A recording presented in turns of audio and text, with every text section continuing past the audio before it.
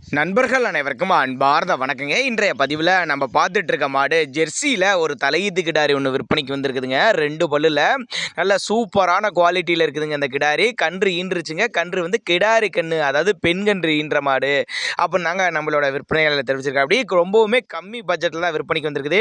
எந்த ஊரில் இந்த விற்பனைக்கு வந்திருக்குது, கறவை விலை எல்லாமே ஒன்றா பார்க்கலாம். இப்போ பார்த்துட்டு இருக்க இந்த ஜெர்சி 2 பல்லுன்னு சொல்லியிருக்காங்க.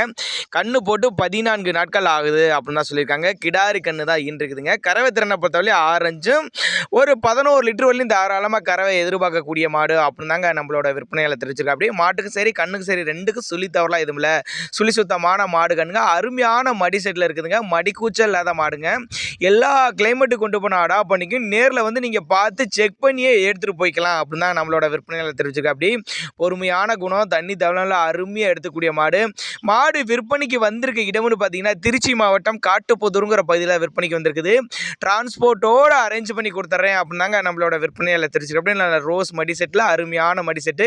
கண்ணு நல்ல லட்டு மாதிரி இருக்குங்க. கண்ணு நல்ல சூப்பரான குவாலிட்டியில் ரொம்பவுமே கம்மி பட்ஜெட் தான்.